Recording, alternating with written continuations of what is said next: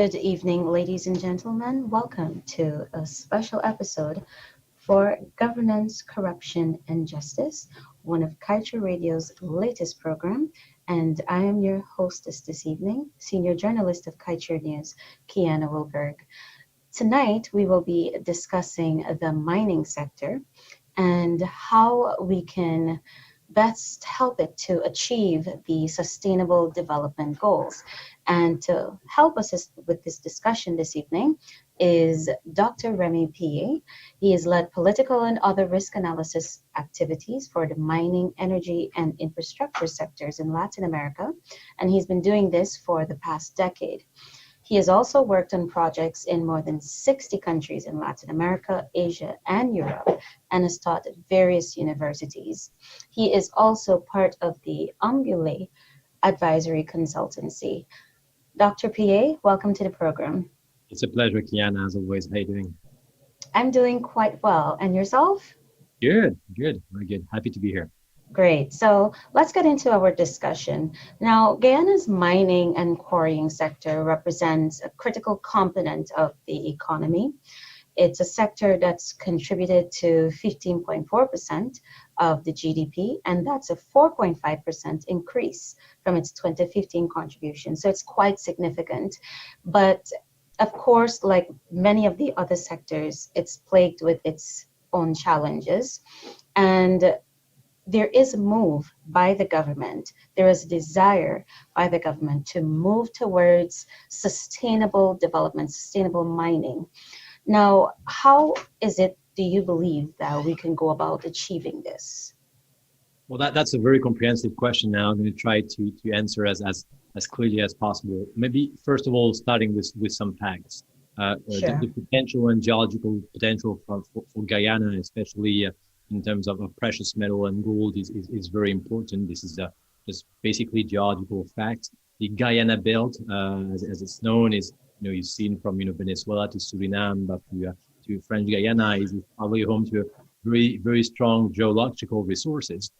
Those have been harvested by a series of different actors over the last decades. I mean, from the informal port knockers to the more, let's say, industrialized version of mining with Guyana Goldfield or other larger, the Aura project or other larger, projects. And so that the potential is there. Now, as in every sector, especially in the extractive sector, much depend on the level of regulations. We've talked a couple of weeks ago, if I'm not wrong, about the energy sector, and we discussed about, what could be positions from the government towards the energy sector and what could be the efforts from energy companies to try to integrate into Guyana. The same questions exist, obviously, in the mining sector. What's maybe even more interesting in the mining sector is that it's a sector which is obviously, by definition, linked to the resource on the ground. So that means that the potential for economic development is higher and is one of the highest in terms of different sectors. Specifically also because you can't relocate to another country in case there's a change in the stock exchange or whichever. It's not a kind of word that will be delocalized at the first bad news. So the potential is there. Obviously, also because of this presence on the ground, the environmental potential damages and the impact that it can have on other source of resources, whether it is forestry or water or others, is to be analyzed and assessed very much more with much more ambition. But there are actors, especially over the last 10 to 15 years, on the facts, we're seeing really a move into the mining sector of understanding of the sustainability questions, not only in terms of reducing the environmental impact, obviously, and that's something that governments have a responsibility to try to protect the environment of the country, and therefore have sound processes and transparent processes to get authorization from operations. But also, when I'm talking about a change, I'm also talking about the understanding that such a sector could be a vector for sustainable development goals, for the implementation of the Sustainable Development Goals strategy, to be more exact. And on these issues, it is obviously the environmental element is definitely not the forte of the sector, but the capacity in terms of promoting SDGs, when you're looking at reducing inequalities, when you're talking about more transparency, quite fitting for your show specifically, issues of diversity and encouraging minorities or people that are less represented in the workforce, for example, all those ideas that are carried into the SDG, social infrastructure, education, and others. That is one sector that can be a vector for developments towards this. Obviously, if the strategy is there, if it is some regular monitoring, but there is a real potential for a development of an ecosystem, either a business ecosystem, but also a development of a series of more social values in terms of or institutional values, whether you're talking about transparency or education, just to give you an idea. So that's a little bit more of the fact today. Then obviously the series of regulation that needs to be put in place by the new administration. There are some very good guidelines by EITI specifically, and EITI, Extractive Industry Transparency Initiative, has been working over the last administration on trying to develop a better a sounder framework for regulation. That's something that I assume the new administration will continue with this process. I haven't looked specifically into it over the last 48 hours, but there was some good work being done. And then obviously a series of new actors arriving, and I'll finish with this maybe until the next question. What we've seen over the last few months is larger investment from companies such as Zijin Mining that bought Guyana Goldfield, Civil Corp that has that was also into the bidding for Guyana Goldfield, but still has a presence in other mining projects, and other in Guyana, and other interests. And I'm not going to be sharing too many information, obviously, but people, investors, and other companies are looking very closely at Guyana in terms of a potential area for future investment, mainly because of the geological strength of the country, and hopefully they will be accompanied by the right advice or the right regulation from the governmental side to be able to gain social license to operate and develop more comprehensive development in the territory around mining. Great. Thank you very much for that. That was quite a comprehensive response there. I want to touch on just a few things that you mentioned there. From the regulatory standpoint, could you expound a little on what would be some of the elements of a sound regulatory framework for the mining sector? Because this is an industry that we are looking to strengthen in terms of transparency and accountability. Yeah, obviously, I mean, there's been already progress in terms of shaping up, a good regulatory framework in Guyana over the last decade.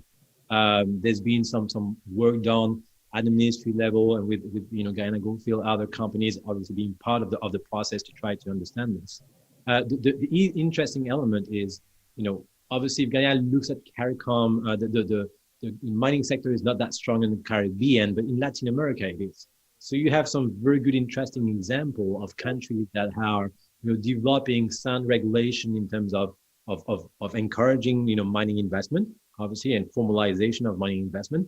Because at this level, formal mining, institutionalized and regulated mining is good for the country. Maybe informal with not the same level of overseeing and control might actually be much more damaging. But we've seen this conversation over the last decades in Latin America. So I could give you the example in Colombia, there's a minería bien hecha, or, eco-minería, so eco-mining concepts in Antioquia, for example. There are a series of new regulations that were, developed in different countries, whether you're looking at Peru, for example, one country that has been leading with Chile also issues of strong regulations for the mining sector.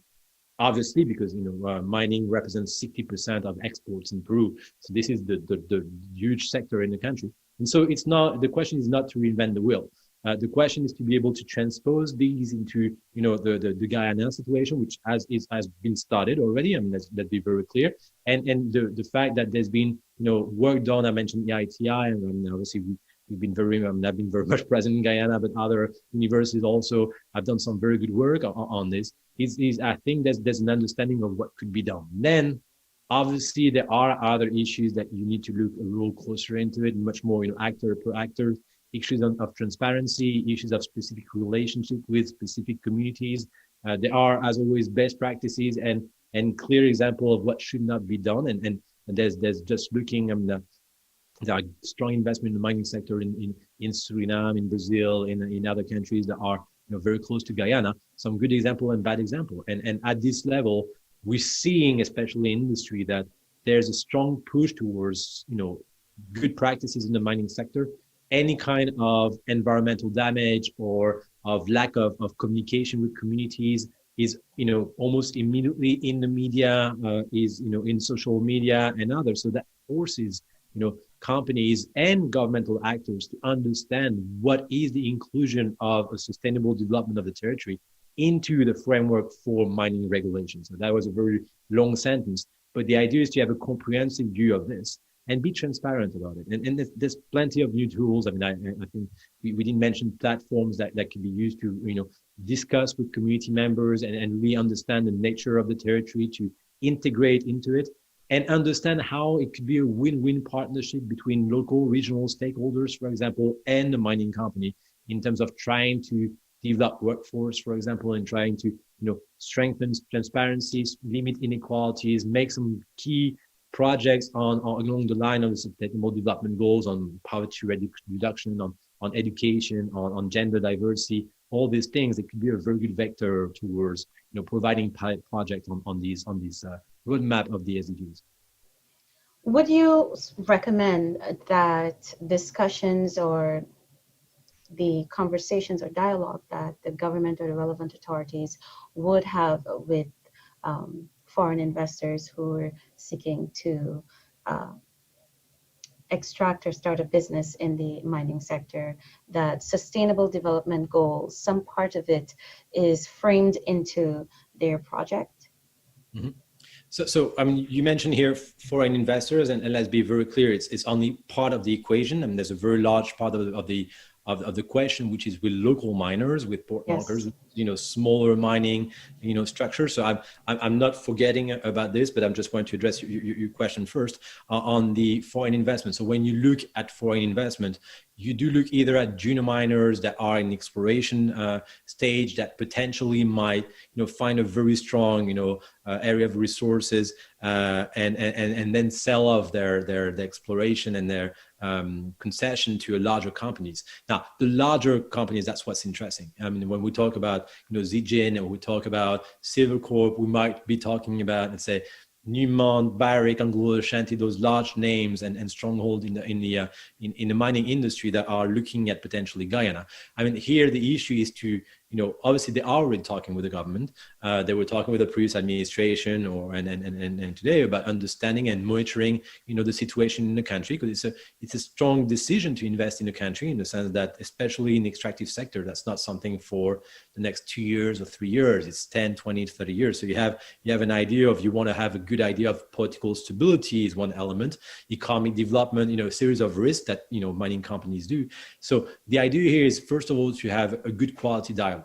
The fact that, there's a better political stability in Guyana over the last few weeks is obviously a step forward in the right direction. Then the issue is clearly to have, a roadmap of what could be this partnership between government and companies, and to have an element of accountability.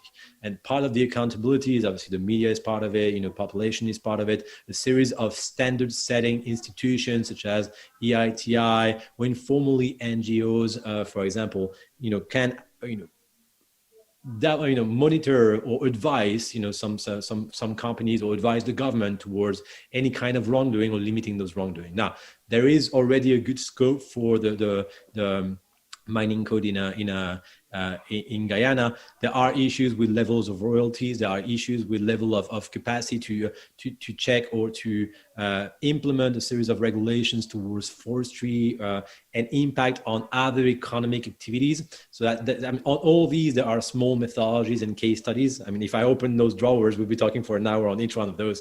But obviously, it's a very comprehensive issue. And the idea is to be able to be effective in this, you have to get a long-term vision. So that's wonderful right now, because you have a new administration, meaning no elections tomorrow morning. And at least you can sit down and try to agree on a roadmap for the next 2, 3, 4, 5 years in terms of investment. What should be this priority around this? Obviously, from foreign investors and mining company, abiding by the law, abiding by the regulations, and have good, sound quality, modern operation in the mining sector. But there could be also goals in terms of the impact that it could have on the society. And when I talk about this, I talk about being able to survey in a baseline scenario on issues into society, but being able to transparently show the positive impact or negative impact that a mining company can have on the population. And there are both. I mean, let's be very honest. Arriving in a country with, let's say, higher level of salary, which is usually the case in the mining sector or in the oil sector, and there's all the negative impact of the resource curse on other industries that might lose their workforce to the mining sector. And so that's why you need to have very specific methodologies with each stakeholders. I mean, there's plenty of literature out there, and happy to expand on this, but to be able to work with key industries or small companies that are in the neighborhood vicinity of the mining site, and be able to try to see how you could transfer knowledge, build an ecosystem, allow to have local content policies to be clearly designed and implemented. So, I mean, you mentioned Ambeli. I mean, we do this, but there's many others that can do that. But the idea here is that you have a commitment to the territory, and if the territory sees the positive impact of an investment, okay. And again, I'm not limiting the environmental impact or other things. I'm really talking about comprehensively sustainable development goals on other social issues, economic issues, and others. If this dialogue through those platforms are transparent, then there will be, a support from the communities, or there be a support from the overall population in terms of seeing the positive economic impact of a sector such as mining, and societal and institutional impact. Maybe in opposition with maybe the oil sector might be slightly more complex. And again, I'm saying I'm not criticizing the oil sector. There are good companies, even ExxonMobil, they are not the worst companies in the sector, believe me, and they understand the need to be able to develop social responsibility and strategies towards Guyana. But the case of mining is even more interesting because it's not offshore. It is right there. It does have specific impact in terms of, as I said, deforestation and so on. So that needs to be compensated. But all these exists. There's plenty of methodology to make sure that this is put in place. Corruption in the fact that this is actually implemented is a key element, but that's not specifically to the mining sector. It's not even to Guyana. It's really an issue that needs to be tackled. But there's no specific methodology towards this for the mining sector itself, apart maybe for transparency. So as I said, transparent platform of community relations and being able to communicate with third parties on what's going on. EITI could be one, we could be one, and others. And also the role of the media and civil society to be able to just educate themselves, understand what's going on, and get the right information. Great, thank you very much. Now I'd like to turn to a quick point that you made there. You spoke about local content, and I know in Guyana, where we're dealing with preparations for the oil and gas sector and trying to put together an effective policy backed by a robust law for the oil sector, there is also an element of local content that needs to be looked at in the mining sector. And that aspect of local content can help us to address a challenge that's not unique to Guyana, which is the reduction of poverty and dealing with inequality. So on that note, how important would you say it is for the government, or the relevant authorities rather, to pay close attention to the local content aspect of mining projects to ensure that it's used as a stepping stone to achieving some of the sustainable development goals, particularly the one that deals with poverty, the reduction of poverty, and addressing inequality? So, I mean, it's a very good question, and I'm going to try to give you examples. I mean, first of all, when we're talking about the sustainable development goals, maybe we should reframe it in terms of what we're talking about. These are 17 goals that were put together by the United Nations. This year is a very specific year. They were reaffirmed into the United Nations General Assembly as a priority for development. And those 17 goals really include a series of objectives from, as you said, poverty reduction, but also, innovation, infrastructure, education, clean water, clean energy. And in all these different, sectors or subcategories, there are ways where the mining sector can be negative, it can be positive. And the question is and the possibility to be positive actually really exists. There's a very interesting publication that I think I sent you on from the World Gold Council, which is the umbrella organization of the gold mining sector, if you want. That was also with forwards of Columbia University. I'm Lisa Sachs at Columbia University, Terry Eman at the World Gold Council. Those are good friends of mine, but also good people that actually really work on those issues. And they actually mapped those sustainable development goals almost one by one to the mining sector and looking worldwide at key success for one company or the other. And there's no example in Guyana, if I'm not wrong, but there are examples in all around the world, in Peru, in Australia, in Canada, in others. Obviously, what's very important to see is that the reality of the territory is different from one project to the next. If you have a big project like Aurora, if you have another one much more south, I mean, there are situations which, you need to adapt those framework, those methodologies to the reality of the ground. And that's the work, and there's an expertise to it. The element is, if you have the existence of a limited ecosystem around it, you might help grow it. But you want to be very cautious also about the migration, the impact on the environment of those migrations. So it's a series of baseline and risk analysis of a mining site in terms of a series of social political variables. So I mean, we work with 52 different parameters in terms of socioeconomic disruption and trying to see the impact that can get on corruption, transparency, or on labor relations, or on committees, induced committees, NGOs, and others. But to be able then to map both the development goals and the SDGs to the future of a mining project locally. And as I said, the realities are much different in Guyana than they are anywhere else. There are, however, some if I'm comparing with, say, a country that has 50 years of mining, industrial mining, obviously you can't compare Guyana with that country like Canada and Australia, but there are some seeds for development. If you know Guyana well, if you know this region well, you actually have, understanding of who could be worked with in terms of local consultancy, in terms of local content, background check on different small companies. I mean, obviously a history of track records to make sure that there are law-abiding citizens or companies to work as a subcontractor to the mining sector, because you want to save the reputation of the project itself. And then obviously an entire element of training and knowledge sharing and diffusion. And that's what is the commitment of sector towards the territory. Now, if you do this, if you find the right actor locally, if you don't have them, but you know how to bring them or to develop this capacity, again, as I said, it's a long-term work, but you have the capacity to have a very successful project in Guyana as in other countries, especially with the price of commodities today, which are fairly more interesting than the ones of oil prices, for example, and the impact that it can have, the impact that it can have is much higher. Now, again, I know that a lot of people, especially listening to Guyana or others, might be against the mining sector, and I completely understand some of the concern in terms of water, in terms of environmental impact. What's important to see is that there's two things. First of all, the existence of the mineral is known to everyone. So if you don't have a regulated, obviously what it is exactly and so on, the specific geology of it, no, but everybody knows that there are very good resources in terms of gold mining in Guyana. That's the whole history of Port Knockers.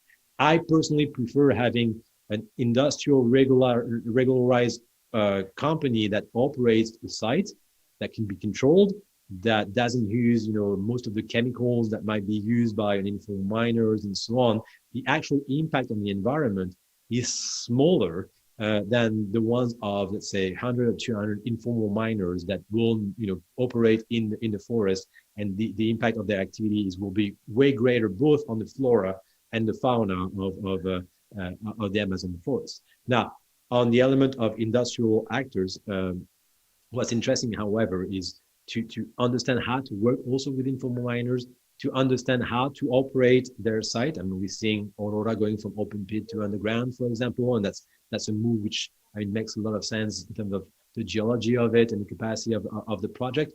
But again, obviously, I'm sure those companies did their work right. We need to have a very comprehensive, 52 parameters risk assessment of the mining site, and then trickle in the sustainable development goals.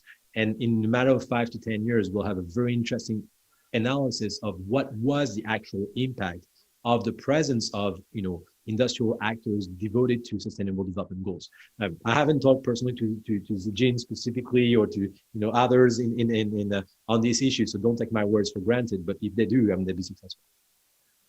Great. Now, I know that you have extensive experience traveling different parts of Latin America, Asia, and Europe. Uh, from all of those places you've been to, which country would you say provides a really good template of best practices for us to uh, perhaps take a look at and frame into our own situation? Which country presents that sort of opportunity for Guyana to get some really good lessons for the mining industry? So it's quite interesting. And first of all, my mining experience is mostly in Latin America, in Africa, also Australia and Canada. So not so much in Asia. I will not be. That was more my teaching career. That was in Asia, but not Okay. in the mining sector. So I can't vouch or discuss for mining projects in Asia, Africa, and Latin America or other yes. But there's always limitation to trying to find a blueprint and apply it. I could tell you of very sound, regulatory framework in Canada, for example. Okay, in Australia, the one in Australia is actually quite interesting. But that doesn't mean that there's not going to be, bad behaviors from companies. I mean, there's been especially recently an issue on cultural heritage in mining. Okay, so. But when you look at this, if I were to encourage you to encourage Guyana to talk more with the regulatory authorities in Canada, I'm sure, first of all, that they've done it in the past, and hopefully they did. But then the reality of Guyana is different. I mean, the regulation on the Amazonian forest in Canada is fairly limited, let's be very honest. But so you have to get something specific for Guyana in terms of working on protecting some key elements, as key national parks and others. The mapping is quite clear in Guyana. There's been a lot of work done with the government of Norway. There's been a lot of work done with different NGOs, actually, on which you can build first. But obviously, in terms of transparency, the model from Canada is quite interesting. In terms of actors here, the largest mining actors in Guyana are Chinese companies, but there are established Chinese companies, different. Civil Corp is very different from Zijin.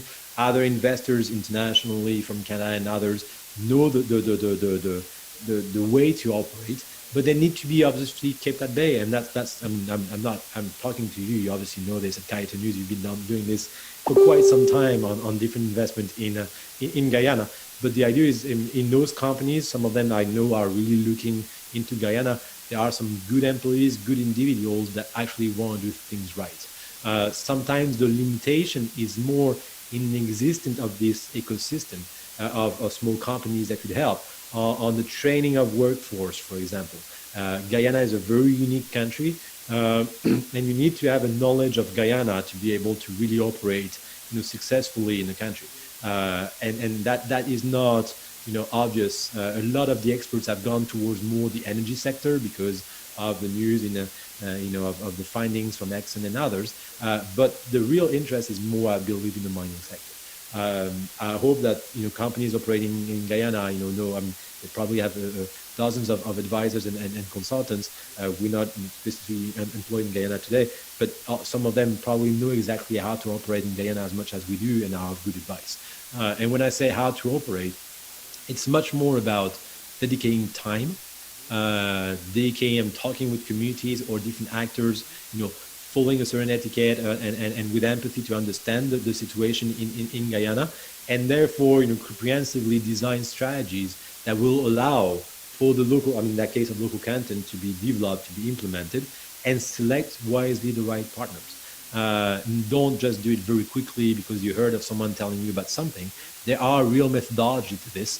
There are real way of selecting and screening partners. There are real way of managing relationships. So we mentioned different platforms, and there are platforms that are allowed to be able to, to monitor the sustainability of supplies, the role of different suppliers, the different companies that are working with your mining site, and with the communities. There are also platforms of exchanges to be able to share the right information. A lot of the problems that when you're mentioning, and I'm answering to a question you haven't asked, by the way, but but I'm going in terms of if you're looking at Suriname and French Guyana, there are two countries with different system and regulation towards mining.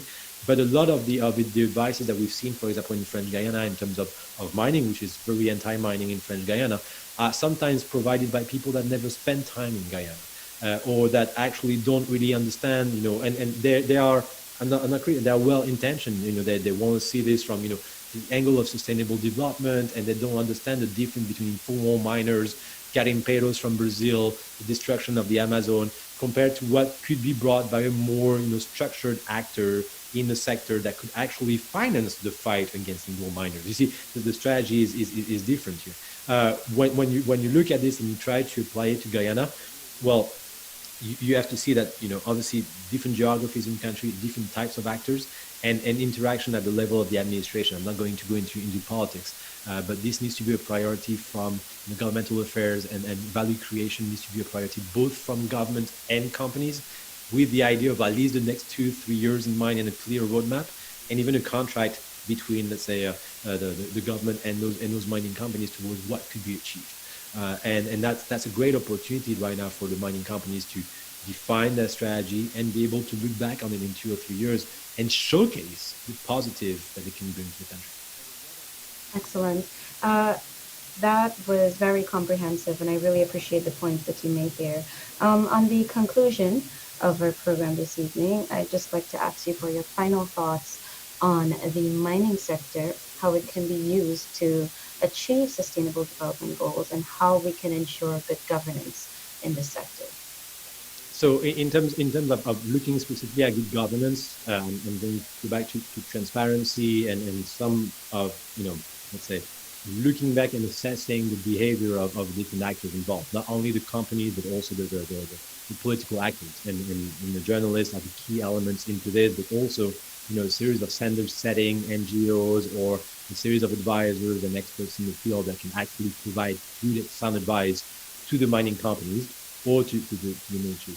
In terms of development of the SDGs, as I said, they're very comprehensive. So giving you a solution in general that be a little complex, obviously looking at education, or looking at, poverty limitations, or industrialization, diversification of the economy, and all these are very, very different. In education, and there's the University of Guyana is a potential traditional partners for this. I mentioned in 2 weeks ago some good publications and academics that were at the University of Guyana, for example. There are some strong companies that I've met with in Guyana that are good maintenance companies or good potential subcontractors. So all this in terms of the local development and the knowledge development in the country. And then in the apart from this, on poverty reduction, you have to be just cautious on how you impact the territory.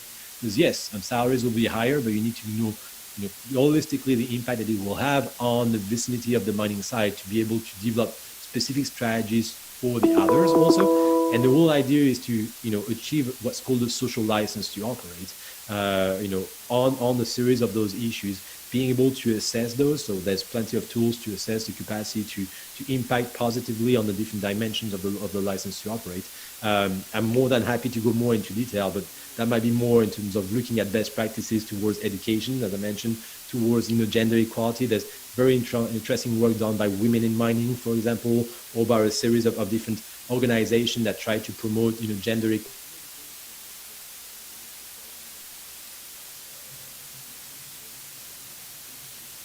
Okay, we seem to be experiencing some technical difficulties.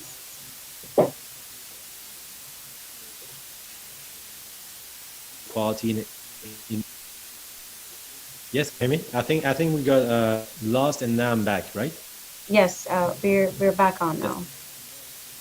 Yes. How do you want to do this? Do you want to re-edit the question, or do you want me to re-answer it, or how do you want to Yes, do this? I'd be pleased if you can just restart your answer. Can you restart the question? Great. So I just wanted your final thoughts on how we can be able to use the mining sector as a stepping stone, or rather one of those areas we can be able to achieve some of the sustainable development goals, two of which include the reduction of poverty and addressing inequality. And finally, how we can begin the process of improving good governance in the mining sector. Okay, looking first at the value creation and development, this is obviously Guyana has a dire need for this.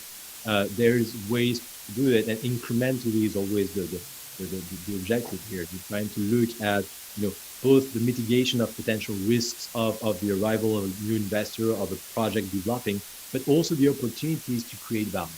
And that could be as economic value. Obviously, the salaries and investment itself, provides some clear, positive elements to it. But there's also negative externalities. As I said, disruption to the traditional way of life, a traditional activity. That could be the rice industry or the forestry industry or something else on the side.